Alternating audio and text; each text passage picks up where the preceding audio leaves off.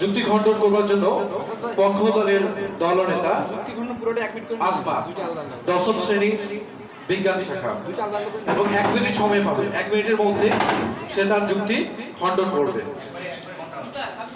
একবারই ঘন্টা হবে। দ্বিতীয় পর্বে যুক্তি খণ্ডন করবে আসমা দশম শ্রেণী বিজ্ঞান শাখা পক্ষ দলের দলনেতা। ধন্যবাদ আমাকে আবারও বক্তব্য প্রদানের শুরু করে দেওয়ার জন্য। প্রতিপক্ষ দলের প্রথম বক্তা বলেছেন যে মানুষ বিভিন্ন প্লাস্টিক নদীতে ফেলা বিভিন্নভাবে পরিবেশকে দূষণ করে, সেই ক্ষেত্রে এটি স্থানীয় পর্যায়ে এই বিষয়ে অন্তর্ভুক্ত, এটি কোনো আন্তর্জাতিক বিষয়ে অন্তর্ভুক্ত না। তারা যেহেতু তাহলে আমার মনে হয় তাদের সাথে আমার বিতর্ক করে কোনো লাভই হবে না।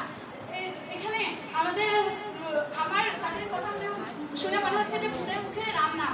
আমি অবাক হচ্ছি যে আপনারা বিতর্কের খাতিরে একটি গুরুত্বপূর্ণ বিষয়কে অবহেলা করছেন। আমার মনে হচ্ছে আপনারা নিজের দিকে বিবেচনা না আনে প্রথমে আন্তর্জাতিক ক্ষেত্রকে তুলে আনতে চাচ্ছেন।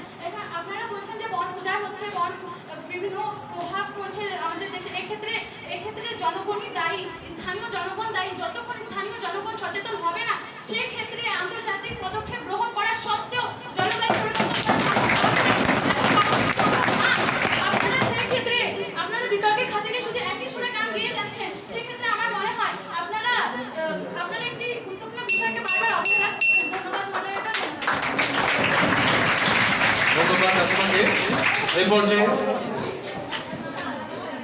যুক্তি খণ্ডন করবার জন্য আহ্বান জানাচ্ছি বিপক্ষ দলের দলনেতা শান্ত মণ্ডল দশম শ্রেণীর মানবিক শাখা।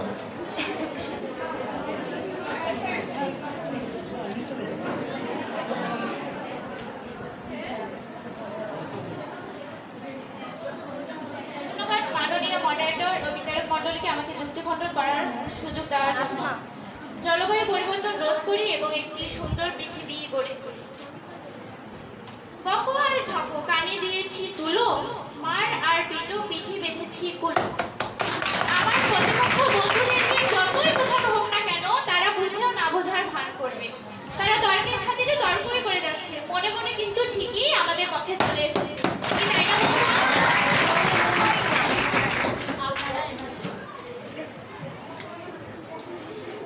আমি একটি ছোট্ট উদাহরণ দিই।